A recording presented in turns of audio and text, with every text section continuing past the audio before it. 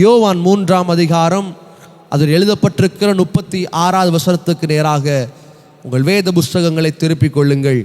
குமாரனிடத்தில் விசுவாசமாயிருக்கிறவன் நித்திய ஜீவனை உடையவனாயிருக்கிறான். குமாரனை விசுவாசியாதவனோ ஜீவனை காண்பதில்லை. தேவனுடைய கோபம் அவன் மேல் நிலை நிற்கும் என்றான். குமாரனை விசுவாசிக்கிறவன் அவன் நித்திய ஜீவனை உடையவனாக இருக்கிறான். யார் தேவனை நம்புகிறார்களோ, யார் தேவாதி தேவனை விசுவாசிக்கிறார்களோ, யார் அவருடைய வார்த்தையை நம்புகிறார்களோ அவர்களுக்கு ஆண்டவர் நித்திய ஜீவனை கொடுக்கிறார். பரலோகம் என்கிற ஒரு ஆசீர்வாதத்தை கொடுக்கிறார்.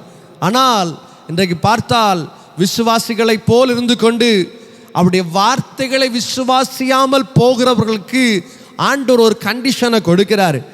தேவனுடைய கோபம் அவன் மேல் நிலைத்திருக்கும் என்று சொல்லுகிறார். இன்னைக்கு கிறிஸ்தவ பிள்ளைகளிடத்துல கேட்டால், சண்டே ஸ்கூல் போகிற சின்ன பிள்ளைங்கள்ட்ட கேட்டால் அவங்க சொல்லுவாங்க, இயேசு கிறிஸ்து எப்படிப்பட்டவர், நாம் ஆராதிக்கிற தேவன் எப்படிப்பட்டவர் என்று கேட்டால் சின்ன பிள்ளைங்க ரொம்ப அழகாக சொல்லுகிற ஒரு காரியம், அவர் ரொம்ப அன்புள்ளவர், அவர் பண்புள்ளவர், இரக்கமுள்ளவர், அவர் நீடிய சாந்தமுள்ளவர், அவர் பொறுமை உள்ளவர், அவர் கிருபை உள்ளவர் என்று சொல்லி பல காரியங்களை சொல்லுவார்கள். ஆனால் தேவனுக்கு ஒரு வித்தியாசமான ஒரு குணாதிசயம் உண்டு. அவர் சில நேரத்தில் கோபப்படுகிற தேவனாக இருக்கிறார். வேத புஸ்தகத்தில் இயேசுவானவர் ஒரு சபைக்குள்ளே கடந்து செல்லுகிறார். சபைக்குள்ளே கர்த்தரை ஆராதிக்க வேண்டும், கர்த்தருடைய நாமத்தை மகிமைப்படுத்த வேண்டும், தேவனை குறித்த சத்தியங்களை சொல்லுகிற இடம்தான் ஒரு சபை. ஆனால் அந்த சபைகளுக்குள்ளே புறாக்களை விற்று கொண்டிருக்கிறார்கள். சிலர் மணி எக்ஸ்சேஞ்ச் பண்றாங்க, சில காசு பரிமாற்றங்களை செய்து கொண்டிருக்கிறார்கள்.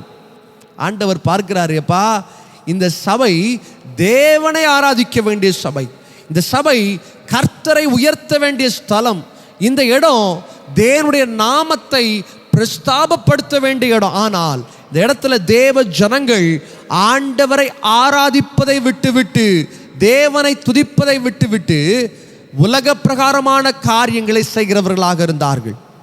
ஆண்டவர் பொறுமையோடு அந்த இடத்துல இருக்கவில்லை, ஆண்டவர் அன்போடு அந்த இடத்துல பேசவில்லை. சாட்டையை எடுத்து அடி அடி என்று அடித்து அங்கே இருக்கிறவர்களை அவர் விரட்டி அனுப்பினார் என்று உண்மை உள்ள வேத புஸ்தகம் நமக்கு கற்றுத் தருகிறது. அப்படின்னா ஆண்டவர் சில நேரத்தில் கோபப்படுறார். இந்த கோபத்தின் விளைவுதான் நம்முடைய வாழ்க்கையில் பல நேரங்களில் நம்முடைய வாழ்க்கையில் தோல்விகளை பார்க்கிறோம். தேவனுடைய கோபம் நம்ம மேலே வரும்பொழுது நம்முடைய வாழ்க்கையில் நெருக்கங்களை பார்த்து கொண்டிருக்கிறோம். தேவனுடைய கோபம் நம்முடைய வாழ்க்கையில் வரும்பொழுது பிரச்சனைகளை பார்த்து கொண்டிருக்கிறோம். சங்கீதக்காரன் சொல்லும் பொழுது மிக அழகாக சங்கீதத்தின் புஸ்தகம் 30ஆம் சங்கீதம் 5ஆம் வசனத்திலே விதமாக சொல்லுகிறார், ஏனெனில் அவருடைய கோபம் ஓரிமை பொழுது, அவருடைய தயவோ ஆயுள் காலம் வரை, சாயங்காலத்தில் அழுகை தங்கும், விடிய காலத்திலே களிப்புண்டாகும் என்று சொல்லுகிறார். சங்கீதக்காரன் தேவனுடைய கோபத்தை மிக அழகாக வெளிப்படுத்துகிறார். ஆண்டவர் கோபப்படுகிறவர் தான், ஆனால் யார் தேவ சமூகத்தில் அவரை விசுவாசித்து அவருடைய வார்த்தையை கேட்கிறார்களோ அவர்களுக்கு நித்திய ஜீவன் மாத்திரமல்ல, ஆசீர்வாதங்களையும் பெருக பண்ணுகிறார், அவர்களை உயர்த்துகிறார், நெருக்கங்களை மாற்றுகிறார். இன்னைக்கு நிறைய குடும்பங்கள் உடைந்து போயிருக்கிறது. இன்னைக்கு நிறைய குடும்பங்கள் அவர்கள் சிதைந்து போயிருக்கிறார்கள். ஏன் தெரியுமா? தேவ கோபம் அவர்களுக்கு மேலே காணப்படுகிறது. மனுஷனுடைய சாபம் அல்ல, தேவ கோபமாக இருக்கிறது. இன்னைக்கு ஒரு காரியத்தை தெரிந்திருக்க வேண்டும், நம்முடைய தேவன் அன்புள்ளவர் தான், பண்புள்ளவர் தான். ஆனால் அதை விடவும் மேலான ஒரு காரியம், அவர் வைராக்கியமுள்ள தேவனாக இருக்கிறார், வார்த்தையில் உண்மை உள்ள தேவனாக இருக்கிறார். இன்னைக்கு காலையில் நேரத்தில் 3 காரியங்கள் உங்கள் மத்தியில் எடுத்து வைக்கும்படியாக விரும்புகிறேன்.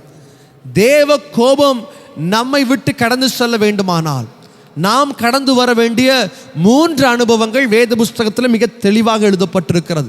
என்னோடு கூட உங்கள் வேத புஸ்தகத்தை 2 நாளாகமத்தின் புஸ்தகம் 30ஆம் அதிகாரம் எழுதப்பட்டிருக்கிற 8வது வசனத்தை நாம் வாசிக்க கேட்க போகிறோம். இப்போதும் உங்கள் பிதாக்களைப் போல உங்கள் கழுத்தை கடினப்படுத்தாதேயுங்கள்.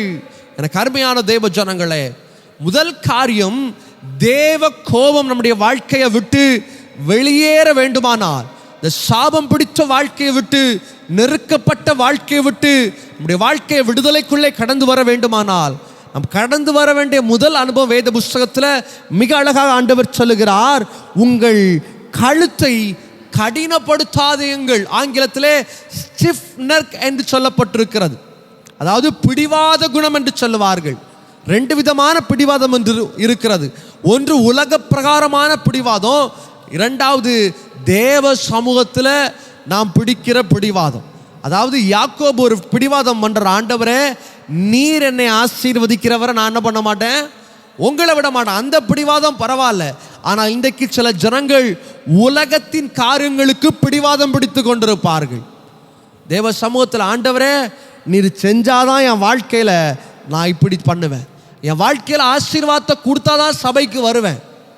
ஆண்டவர் சொல்றாரு, முதலாவது தேவ ராஜ்யத்தை தேடுங்க, தேவ வசனத்தை தேடுங்க, ஆண்டவரை விசுவாசித்து பாருங்கள், உன்னை ஆசீர்வதிப்பேன் என்று ஆண்டவர் சொல்கிறார். ஆனால் இன்னைக்கு சில தேவ பிள்ளைகள் உலக பிரகாரமான காரியத்திற்கு அவர்கள் உடும்பு பிடித்து கொண்டிருப்பார்கள். மோசேயுடைய நாட்களில் பார்க்கும் பொழுது தேவனுடைய கட்டளைகளை வாங்கும்படியாக அந்த சீனாய் மலை மேலே 40 நாள் அவர் சென்று வரும் பொழுது, இங்கே தேவ ஜனங்க, இங்கே இஸ்ரவேல் ஜனங்கள் ஆரோனிடத்தில் ஒரு காரியத்தை சொல்லுகிறார்கள். அவர் 40 நாள் போயிட்டாரியா, இனி எங்களுக்கு யார் உண்டு, இனி வழிநடத்துறதுக்கு யார் இருக்கிறா, இனி எங்களுக்கு தேவன் உண்டா, எங்களுக்கு ஒரு கடவுளை செஞ்சு தாரோன்னு கேட்குறாரு. அவங்களுக்கு தெரியும் இஸ்ரவேல் ஜனங்களை ஆண்டவர் எகிப்திலிருந்து ரொம்ப அழகா பத்திரமா வெளியே கொண்டு வர்றாரு, ரொம்ப பத்திரமா வெளியே கொண்டு வர்றாரு. ஆனால் இதை மறந்து விட்டு மறுபடியும் கடின இருதயமாக மாற்றப்படுகிறார்கள். எங்களுக்கு வேறு தெய்வம் வேண்டும், எங்களுக்கு வேற காரியங்கள் வேண்டும் என்று சொல்லி ஆரோனிடத்திலே முறையிடுகிறார்கள். நடந்த காரியம் என்ன தெரியுமா? ஆரோன் சொல்றாரு, அம்மா கழுத்தில் காதில் போட்டுக்க எல்லாத்தையும் எடுத்துட்டு வாங்க, நம்ம ஒரு தெய்வத்தை செய்வோம் என்று சொல்லி ஒரு கண்ணுக்குட்டியே செய்கிறாங்க. நல்லா கவனிங்க, இதில் தெரிய வேண்டிய ஒரு காரியம் என்ன தெரியுமா? இதில் முக்கியமான பாவம் செஞ்சதே ஆரோன் தான். ஜனங்கள் கேட்டார்கள் ஆரோனிடத்துல, ஆரோன் என்ன சொல்லியிருக்கணும், எப்பா யெகோவாவை தவிர வேறு தெய்வம் உனக்கு இருக்கக்கூடாது, சிலை வழிபாடு நம்முடைய வாழ்க்கையில் தேவையில்லை, இப்படிப்பட்ட அக்கிரமத்தை செய்யக்கூடாது, எகிப்திலிருந்து ஆண்டவர் நம்மை வெளியே கொண்டு வந்தாரே, நாம் ஜாக்கிரதையாக இருக்க வேண்டும் என்று சொல்லி கவனமாக அவன் பேசியிருக்க வேண்டும். ஆனால் ஆரோன் சொல்றார் எல்லாத்தையும் கலந்து கொண்டு வாங்க. ஆனால் ஆண்டவர் ஆரோனுக்கு மேலே தயவாக இருந்தார். ஏன் தெரியுமா? அந்த இஸ்ரவேல் ஜனங்கள் கடின இருதயம் உள்ளவர்களாக இருந்தார்கள். வேத புஸ்தகத்திலே வாசிக்கும் பொழுது என்னாகமம் 12ஆம் அதிகாரம் 11ஆம் வசனத்திலே அவன் மோசே இடத்திலே ஒரு காரியத்தை சொல்லுகிறார். மிக அழகாக வேத புஸ்தகத்தில் எழுதப்பட்டிருக்கிறது. அப்பொழுது ஆரோன் மோசையை நோக்கி, என் ஆண்டவரே, நாங்கள் புத்தீனமாய் செய்த இந்த பாவத்தை எங்கள் மேல் சுமத்தாதிரும் என்று கேட்கிறார். கொஞ்சம் கழுத்து வளைந்து கொடுத்தது. அதனால தான் ஆண்டவர் ஆரோனை எடுத்து தன்னுடைய ஆசரிப்பு கூடாரத்தின் பிரதான ஆசாரியனாய் தேவன் மாற்றினார். கரங்களை உயர்த்தி சொல்லுங்க ஹல்லேலூயா. இன்னைக்கு நிறைய நேரத்தில் நம்முடைய கழுத்து திரும்பவே மாட்டேங்குது, பிடிச்ச பிடியில் வாழ்ந்துட்டு இருக்கிறோம். ஆண்டவர் சொல்லுகிறார், சில நேரத்தில் உங்கள் வாழ்க்கையில் கொஞ்சம் விட்டு கொடுத்து பாருங்க. உங்கள் வாழ்க்கையில் தேவ சமூகத்தில் ஆண்டவரே என்னை ஆசீர்வதியும் என்று ஒப்பு கொடுத்து பாருங்கள். நிச்சயமாய் தேவ ஆவியானவர் நம்மை உயர்த்துகிற தேவனாக இருக்கிறார். ஒரு அழகான ஒரு நதிக்கரையில் ஒரு தேள் ஒன்று உட்கார்ந்து கொண்டிருந்தது. அப்போ அந்த தேள் ரொம்ப கஷ்டப்படுது. இந்த கரையிலிருந்து கரைக்கு போகிறதுக்கு அதுக்கு நீந்த முடியலை, ரொம்ப கஷ்டப்பட்டு ஒரு இடத்துல உட்கார்ந்து இருக்கிறது. அப்பொழுது அந்த இடத்துல அழகான ஒரு தவளை இதை தேடி வருகிறது. வந்து பார்த்து கேட்குது, எப்பா என்ன இவ்வளோ நேரம் இந்த இடத்துல நின்றுட்டு இருக்கிற? நான் அப்போதே பார்த்தேன், காலையில் 6 மணிக்கும் அந்த இடத்துல தான் நிற்கிற, இப்போ மதியம் 12 மணி ஆயிடுச்சு, இப்போவும் அந்த இடத்துல நிற்கிற, ஏன் உன்னால் போக முடியலையான்னு கேட்டுச்சு. தேள் அதை பார்த்து சொல்லிச்சு, ஆமாம் என்னால் நீந்தி போக முடியலை, எனக்கு நீச்சல் தெரியாது, அந்த கரைக்கு போகணுன்னு ஆசைப்படுறேன், ஆனால் போக முடியாமல் நின்றுட்டுருக்கிறேன் அப்படின்னுச்சு. உடனே இந்த தவளை பார்த்துட்டு, சரிப்பா நான் போயிட்டு வரேன், எனக்கு நேரம் ஆகுதுன்னு சொல்லிட்டு இது கிளம்புது. உடனே இந்த தேள் அந்த தவளையை மெதுவாக கூப்பிட்டுச்சு, எப்பா இங்கே வா, என்னை எப்படியாவது அந்த கரையில் கொண்டு போய் விட்டுரு, அந்த கரையில் கொண்டு போய் என்னை விட்டுட்டுன்னா அந்த பக்கம் ஓடி தப்பிச்சிருவேன் அப்படிங்குது. உடனே இந்த தவளை சொல்லுது, இல்லை நீ தெரியான கல்லை, நீ எல்லாரையும் கொட்டி தீத்துருவ, எல்லாருக்கு மேலேயும் கடிச்சு வச்சிருவ, அதனால நான் உனக்கு உதவியே செய்ய மாட்டேன்னு சொல்லிச்சு பாருங்க. உடனே இந்த தேள் அதை பார்த்து சொல்லிச்சு, எப்பா நீ அப்படிலாம் நினைக்காத, நான் உனக்கு ரொம்ப நெருக்கமான நண்பன், நான் உன்னை எதுவுமே செய்ய மாட்டேன், உன்னை ரொம்ப பத்திரமா பார்த்துக்கிடுவேன், உன்னை கவலை இல்லாமல் பார்த்துக்கிடுவேன் அப்படின்னுச்சு. இந்த தவளையும் அது பேசின வார்த்தைகள்லாம் நம்பிட்டு சரியா முதுகில் ஏறி உட்காந்து அழகா துள்ளி துள்ளி போய் அடுத்த கரையில் இறக்கி விட்டுச்சு பாருங்க. இறங்குறதுக்கு முன்னாடி நம்ம தேள் அதுக்கு முதுகில் ஒரு கொட்டுச்சு. இதுக்கு வலி தாங்க முடியல, விஷம் உள்ள இறங்கிடுச்சு. இந்த தேள் அழகா இறங்கி அந்த பக்கத்துலேருந்து பார்த்துட்டு இருக்குது. இந்த தவளை கேட்டுச்சு, நீ சொன்ன வார்த்தையை நம்பி தானே உன்னை ஏற்றிட்டு வந்தேன், நீ என்னை கொட்ட மாட்டேன்னு சொன்னியே, நல்ல மனுஷனை போல பேசுனியே, நல்ல தங்கமான பிள்ளை மாதிரி பேசின, ஆனால் இப்படி கொட்டிட்டியேன்னு கேட்டுச்சு பாருங்க. அந்த தேள் சொல்லிச்சு, எப்பா நான் சொல்றதெல்லாம் ரைட்டு தான், ஆனால் கொட்டுறது என்னுடைய பரம்பரை சொத்து அப்படின்னுச்சு. நான் கொட்டாம என்னால் இருக்க முடியாது, ஸ்டபர்னஸ், மாற்ற முடியல. இன்னைக்கு வாழ்க்கையில எத்தனையோ காரியத்தை தேவ சமூகத்தில் மாற்ற முடியாம உட்கார்ந்து இருக்கிறோம்.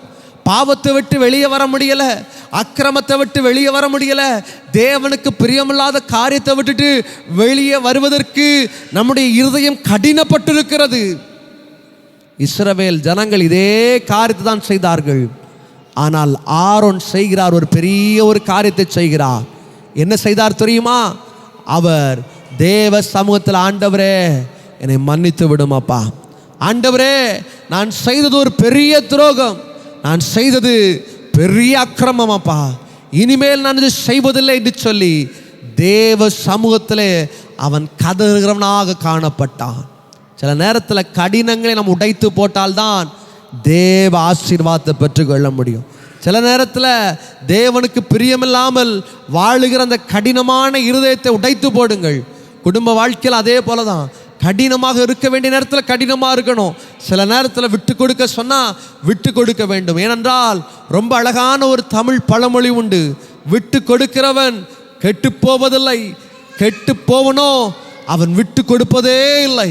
இன்னைக்கு கொஞ்சம் இருதயத்தை விட்டு கொடுத்து பாருங்க, ஆண்டவரே என்னை ஆசீர்வதியும் என்று கேளுங்கள். தேவ ஆவியானவர் நிச்சயமாய் உங்களை ஆசீர்வதிக்க வல்லமை உள்ளவராக இருக்கிறார். இரண்டாவது ஒரு காரியத்திற்குள்ளே நான் வேகமாய் கடந்து செல்லும்படியாக விரும்புகிறேன். தேவ கோபம் நம்மை விட்டு மாற வேண்டுமானால் நாம் என்ன செய்ய வேண்டும்? 2 நாளாகவும் 30ஆம் அதிகாரம் எழுதப்பட்டிருக்கிற 8வது வசனத்தை மறுபடியும் வாசிக்க கேட்போம். இப்பொழுது உங்கள் பிதாக்களைப் போல உங்கள் கழுத்துக்களை கடினப்படுத்தாதேயுங்கள், நீங்கள் கர்த்தருக்கு உடன்பட்டு என்று எழுதப்பட்டிருக்கிறது. ஆங்கில வேத புஸ்தகத்தில் சமிட் டு த லார்ட் என்று எழுதப்பட்டிருக்கிறது. தேவனுடைய கரங்களில் ஒப்பு கொடுங்கள் என்று சொல்லப்பட்டிருக்கிறது. முதலாவது ஒரு அனுபவத்தை பார்த்தோம். தேவனுடைய கோபம் நம்முடைய வாழ்க்கையில் மாற வேண்டுமானால் நாம் செய்ய வேண்டிய முதல் காரியம் என்ன?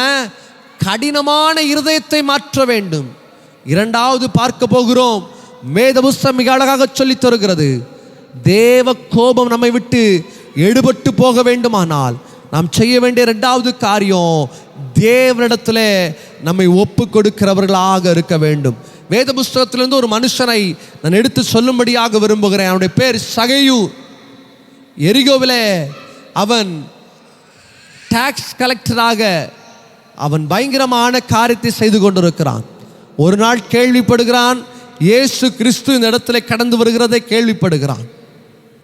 காட்டத்தி மரத்தின் மேலே ஏறுகிறான். மரத்தின் மேலே ஏறி எப்படியாவது இயேசுவை பார்க்க வேண்டும். இயேசு அவனிடத்தில் வருகிறார். வந்து சொல்றாரு, சகையுவே இறங்கி வா என்று சொல்லுகிறார். அவன் நினைக்கிறான், எப்படி என்னுடைய பேர் அவருக்கு தெரியும்? கடகடன்னு இறங்குறான். இறங்கி, ஆண்டவரே வீட்டுக்குள்ள வாங்க அப்படின்னு சொல்றான்.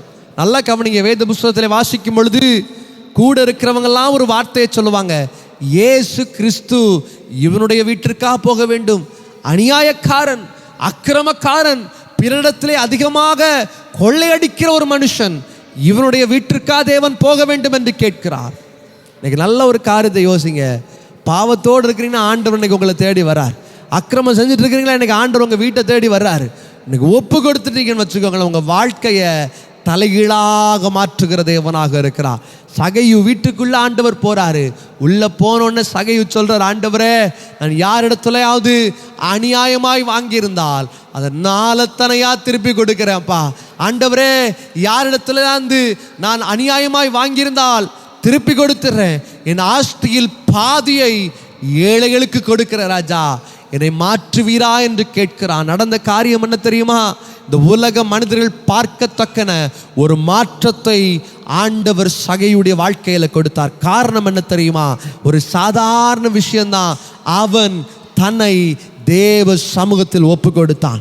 தேவ சமூகத்தில், ஆண்டவரே என்னை ஒப்பு கொடுக்கிறேன், என்னை மாற்றும், என் நிலைமைகளை மாற்றும் என்று கேட்டான். இன்னைக்கு ஒப்பு கொடுத்து பாருங்கள். இன்னைக்கு வாழ்க்கையில் தேவ சமூகத்தில், ஆண்டவரே உங்கள் கோபம் என் குடும்பத்தின் மேலே இருக்குதுப்பா, ஆண்டவரே உங்கள் கோபம் என் வாழ்க்கையில் இருக்குது தகப்பனே, இது வரைக்கும் ஸ்டபனா வாழ்ந்துட்டேன் தகப்பனே, ஆண்டவரே ஏதோ ஒரு வைராக்கியத்தில் வாழ்ந்துட்டேன்ப்பா, ஆண்டவரே உமக்கு பிரியமில்லாத ஆண்டவரே காரியங்களை நான் செய்து விட்டேன், என்னை மன்னியும் தகப்பனே, இன்றைக்கு நான் என்னை ஒப்பு கொடுக்கிறேன் சொல்லி பாருங்க. தேவ ஆவியானவர் ஒரு வார்த்தையை சொல்லுகிறார். அவருடைய கோபத்தை உங்க மேலிருந்து உங்க குடும்பத்திலிருந்து மாற்ற அவர் ஜீவிக்கிற தேவனாக இருக்கிறார். சத்தமா சொல்லுங்க ஹல்லேலூயா. 1910 வருஷத்துல தெரேசா என்கிற ஒரு அம்மா பிறக்கிறார்கள். ஒரு சாதாரண ஏழ்மையான ஒரு குடும்பம், ஒரு சாதாரண குடும்பத்தில் பிறக்கிறாங்க. ஆனால் ஒரே ஒரு முடிவு பண்றாங்க, ஏழைகளுக்கு உதவி செய்ய வேண்டும், கஷ்டப்பட்டவர்களுக்கு, நெருக்கப்பட்டவர்களுக்கு, போராட்டத்தில் இருக்கிறவர்களுக்கு உதவி செய்ய வேண்டும் என்கிற ஒரு பெரிய முடிவெடுத்து கல்கட்டாவுக்கு கடந்து வருகிறார்கள். காலடி எடுத்து வைக்கிறார்கள். ஆரம்பத்தில் வெறும் 12 பேரை வைத்து ஆரம்பித்த ஒரு சாதாரண ஒரு இடம்தான். ஆனால் இன்றைக்கு பார்க்கும் பொழுது 120 நாடுகளில் அவருடைய சேரிட்டபிள் ட்ரஸ்ட் இன்னைக்கு பெரிய அளவில் வளர்ந்திருக்கிறது. நோபல் பரிசை வென்றார்கள். காரணம் என்ன தெரியுமா? பிறந்து வந்த நாட்களிலே, தேவனை அறிந்து கொண்ட நாட்களிலே அந்த மதர் தெரேசா அம்மா தன்னுடைய வாழ்க்கையை தேவனுக்கென்று ஒப்பு கொடுத்தார்கள். ஆண்டவருடைய கரத்தில் ஒப்பு கொடுத்தாங்க. ஆவியானவரே என்னை நீர் ஆசீர்வதியும் அப்பா, ஆண்டவரே என்னுடைய எண்ணங்கள் திட்டங்களை நீர் அறிந்திருக்கிறீர், ஒப்பு கொடுத்தார்கள். இன்னைக்கு யார் ஒப்பு கொடுக்கிறீங்களோ ஆவியானவர் சொல்லுகிறார், அவருடைய கோபத்தை உங்கள் மேலிருந்து மாற்றி உங்களை தலை சிறந்தவர்களாக, உங்களை உயரத்திலே கொண்டு வர அவர் கிருபை உள்ள வல்லமை உள்ள தேவனாக இருக்கிறார். ரெண்டாவது ஒரு காரியத்தை பார்க்கிறோம். submit ourselves in the feet of God. தேவ சமூகத்தில் உங்களை ஒப்பு கொடுங்கள். எனக்கு என்ன பிரச்சனை வரலாம், எனக்கு எத்தனை நெருக்கம் வரலாம், எனக்கு எத்தனை போராட்டம் வரலாம், ஆண்டவரே என்னை ஒப்பு கொடுக்கிறேன் அப்பா. மரியாள் தேவ சமூகத்தில் தன்னை விட்டு எடுபடாத நல்ல பங்கை தெரிந்து கொண்டாள். தேவ சமூகத்தில் காத்திருக்கிற பங்கு, தேவ சமூகத்தில் அவரையே நம்பி இருக்கிற பங்கு. இன்னைக்கு ஆண்டவரை மாத்திரம் நம்புவோம். தேவ சமூகத்தில் ஆண்டவரே முழுமையாக ஒப்பு கொடுக்கிறோம்ப்பா. ஆண்டவரே அரைக்குறையாக இல்லை தகப்பனே, முழு இருதயத்தோடு முழு பலத்தோடு உம்முடைய சமூகத்தை நம்புகிறோம், நீர் எங்களை ஆசீர்வதியும் என்று கேளுங்கள். நிச்சயமாய் தேவ ஆவியானவர் துக்க நாட்களை, வியாதியின் நாட்களை, போராட்டத்தின் நாட்களை, கண்ணீரின் நாட்களை மாற்றி போட அவர் ஜீவிக்கிற தேவனாக இருக்கிறார். சத்தமா சொல்லுங்க ஹல்லேலூயா. மூன்றாவது ஒரே ஒரு காரியத்தை மாத்திரம் சொல்லி நான் ஜெபிக்கும்படியாக விரும்புகிறேன். அதே வசனத்தை நான் மறுபடியும் வாசிக்க கேட்போம். 2 நாளாகவும் 30ஆம் அதிகாரம் எழுதப்பட்டிருக்கிற 8வது வசனம். இப்போதும் உங்கள் பிதாக்களைப் போல உங்கள் கழுத்தை கடினப்படுத்தாதீங்கள், நீங்கள் கர்த்தருக்கு உடன்பட்டு அவர் சதா காலத்திற்கும் பரிசுத்தம் பண்ணின அவருடைய பரிசுத்த ஸ்தலத்திற்கு வந்து உங்கள் தேவனாகிய கர்த்தரை சேவியுங்கள், அப்பொழுது அவருடைய உக்கிரமான கோபம் உங்களை விட்டு திரும்பும் என்று ஆண்டவர் சொல்லுகிறார். மூன்றாவது ஒரு அனுபவத்தை பார்க்கிறோம். மிக அழகாக எழுதப்பட்டிருக்கிறது. பரிசுத்த ஸ்தலத்திற்கு வந்து உங்கள் தேவனாகிய கர்த்தரை சேவியுங்கள் என்று சொல்லப்பட்டிருக்கிறது. வேத புஸ்தகத்தில் இன்னொரு வசனம் மிக அழகாக சொல்லுகிறது. முதலாவது தேவனுடைய ராஜ்யத்தையும் அவருடைய நீதியும் தேடுகிறவர்களுக்கு இந்த உலகத்தில் நீங்கள் விண்ணப்பம் செய்கிற எல்லா காரியத்திலையும், நீங்கள் ஜெபம் பண்ற ஒவ்வொரு காரியத்தையும் கேட்டு தேவ ஆவியான ஒரு விடுதலையை கொடுக்க, ஒரு ஜெயத்தை கொடுக்க, ஒரு பரிபூர்ணமான சமாதானத்தை கொடுக்க அவர் ஜீவிக்கிற தேவனாக இருக்கிறார். கரங்களை உயர்த்தி சொல்லுங்க ஹல்லேலூயா. வேத புஸ்தகத்தில் பார்க்கும் பொழுது எசேக்கியா என்று ஒரு ராஜா இருக்கிறார். அவர் ஒரு ராஜாவை பார்த்து ரொம்ப பயப்படுறாரு. தேவ சமூகத்தில் தேவ சபையில் வந்து உட்கார்ந்து அழுறார். ஆண்டவரே வேற வழியே தெரியலையாப்பா, ஆண்டவரை இப்படி எதிர்த்து வருகிறார்களே, நான் எப்படி தப்பிக்க முடியும்? இந்த ஜனங்கள் எனக்கு எதிராக எழும்பி வருகிறாளே என்று கண்ணீரோடு அவன் கேட்டுக்கொண்டிருக்கிறான். அப்பொழுது தீர்க்கதரிசியாகிய ஒரு தீர்க்கதரிசியிடத்திலிருந்து ஒரு கடிதம் வருகிறது. ஏசாயா தீர்க்கதரிசி ஒரு காரியத்தை சொல்லுகிறார். நீ செய்கிற காரியத்தில் ஆண்டவர் உனக்கு வெற்றியை கொடுப்பார் என்கிற ஒரு தீர்க்க தரிசன வசனத்தை அவனுக்கு அனுப்புகிறார். கரங்களை உயர்த்தி சொல்லுங்க ஹல்லேலூயா. அதே போல அடுத்த நாள் தேவ ஆவியானவர் கிரியை செய்கிறார். தேவ ஆவியானவர் வல்லமையாய் கிரியை செய்கிறார். வேத புத்தகத்தில் 2 ராஜாக்கள் 19ஆம் அதிகாரம் வீட்டில் சென்று வாசியுங்கள். 35ஆம் வசனத்தையும் 36ஆம் வசனத்தையும் வாசிக்கும் பொழுது ஏறத்தாழ 1,85,000 அசீரிய படைகளை தேவ ஆவியானவர் நம்முடைய ராஜாவுக்கு எதிராக எசேக்கியா ராஜாவுக்கு எதிராக எழும்பினவர்களை அவர் சங்கரித்தார் என்று எழுதப்பட்டிருக்கிறது. கரங்களை உயர்த்தி சொல்லுங்க ஹல்லேலூயா. காரணம் என்ன தெரியுமா? அவன் தேவ சமூகத்தில் காத்திருந்தான், தேவ சபையில் உட்கார்ந்திருந்தான். இன்னைக்கு எத்தனையோ தேவ பிள்ளைகளுக்கு கர்த்தரை ஆராதிக்க மனம் இல்லை, தேவனை துதிக்க மனம் இல்லை. ஏதோ ஞாயிற்றுக்கிழமை கர்த்தரை சும்மா ஆராதிக்கணும், ஏதோ பழகிட்டோம்யா, தேவ சமூகத்துக்கு போனாதான் விடுதலையா? நான் இன்னைக்கு ஒரு காரியத்தை சொல்ல முடியும். தேவ சமூகம் இல்லாம, தேவ ஆராதனை இல்லாம இந்த உலகத்தில் விடுதலையோடு வாழுவது லேசான காரியம் அல்ல. ஆனால் ஆண்டவர் சொல்றாரு, யார் என்னுடைய சமூகத்திற்கு, என்னுடைய சபைக்கு வார்த்தைகளுக்கு முதலிடத்தை கொடுக்கிறார்களோ அவர்களை என் பிதா கனம் பண்ணுகிற தேவனாக இருக்கிறார். வாழ்க்கையில் நெருக்கங்களை மாற்றுகிற தேவனாக இருக்கிறார். வாழ்க்கையில் போராட்டங்களை மாற்றுகிற தேவனாக இருக்கிறார். மூன்றாவது ஒரு அனுபவத்தை பார்க்கிறோம். First priority the temple of God. இன்னைக்கு எத்தனை வேலை இருக்கலாம், இன்னைக்கு எத்தனை காரியம் இருக்கலாம், இன்னைக்கு உலகத்தில் எத்தனையோ காரியத்தை நீங்கள் செஞ்சுட்டு இருக்கலாம். முதல்ல ஆண்டவருடைய சமூகத்தை தேடுங்க. நீங்கள் ஆண்டவரை நீங்கள் மறந்து போகிறனால தான் பல நேரத்தில் பிரச்சனைகளுக்குள்ளே நடந்துட்டு இருக்கிறோம். இன்னைக்கு தேவனை மறந்து போகிறனால தான் சோதனைகளுக்குள்ளே வாழ்ந்துட்டு இருக்கிறோம். இன்னைக்கு ஆண்டவருடைய சமூகத்தை மறந்து போகிறனால தான் பிரச்சனைகளுக்குள்ளே வாழ்ந்துட்டு இருக்கிறோம். ஆண்டவர் சொல்லுகிறார், முதல்ல ஆண்டவரை தேடு, தேவ சமூகத்தை தேடு, தேவ கிருபையை தேடுங்கள், தேவ சமூகத்தில் காத்திருங்கள். ஆண்டவரே என்னை பலப்படுத்தும் அப்பா, ஆண்டவரை இன்னையிலிருந்து உடைய சமூகத்தில் நான் காத்திருப்பேன், உம்முடைய பிரசன்னத்தில் நான் காத்திருப்பேன் என்று ஒப்பு கொடுத்து பாருங்கள். நிச்சயமாய் தேவ ஆவியானவர் உங்கள் துக்க நாட்களை மாற்றி ஒரு விடுதலையின் நாட்களை கொடுக்க அவர் மகிமை உள்ள தேவனாக இருக்கிறார். கரங்களை உயர்த்தி சொல்லுவோம் ஹல்லேலூயா. 3 காரியம் மிக அழகாக வேத புத்தகத்தில் எழுதப்பட்டிருக்கிறது. ஆண்டவர் கோபப்படுகிற தேவன்தான். கோபத்தின் நிமித்தமாய் வாழ்க்கை சேர்ந்து போகிறது, கோபத்தின் நிமித்தமாக வாழ்க்கை உடைந்து போகிறது, கோபத்தின் நிமித்தமாக இன்னைக்கு எத்தனையோ பிரச்சனைகளை பார்த்துட்டு இருக்கிறோம். இந்த பிரச்சனைகள் நம்முடைய வாழ்க்கையில் மாற வேண்டுமானால் the first step, the முதல் படி என்ன தெரியுமா? தேவ சமூகத்தில் ஆண்டவரே நான் இப்படி கடின இருதயத்தோடு வாழாமல் விட்டு கொடுக்கிற இருதயத்தில் வாழ்கிறேன்ப்பா. ஆண்டவரை எத்தனை மனுஷங்க என்னை கோபப்படுத்தினாலும் என்னை கஷ்டப்படுத்தினாலும் இனி கடின இருதயத்தோடு வாழ மாட்டேன்ப்பா. ஒப்பு கொடுத்து பாருங்கள், தேவன் உங்களை ஆசீர்வதிப்பார். 2வதாக ஒரு காரியத்தை பார்க்கிறோம். கர்த்தருக்கு உடன்பட்டு சமிட் டு த லார்ட் என்று எழுதப்பட்டிருக்கிறது. தேவனுடைய சமூகத்தில் உங்களை ஒப்பு கொடுங்கள். ஆண்டவரே என்னை ஆசீர்வதியும் என்று ஒப்பு கொடுங்கள். 3வதாக ஒரு காரியத்தை பார்க்கிறோம். தேவ ஆராதனைக்கு, தேவ சமூகத்திற்கு, ஜெபத்திற்கு முதலிடத்தை கொடுங்கள். ஆண்டவரை இன்னையிலேருந்து ஒரு முடிவு எடுக்கிறேன்ப்பா, ஞாயிற்றுக்கிழமை ஆராதனைக்கு போயிட்டு தான் வேறு வேலையை பார்ப்பேன்.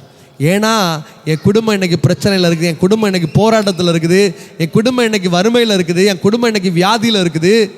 நான் முடிவெடுத்துட்டேன், இனி தேவனுடைய ஆராதனைக்கு முதலிடம் கொடுத்து பாருங்கள். நிச்சயமாக இப்போ பார்க்குற பிரச்சனையை இனிமேல் உங்கள் வாழ்க்கையில் நீங்கள் பார்க்கறதில்ல.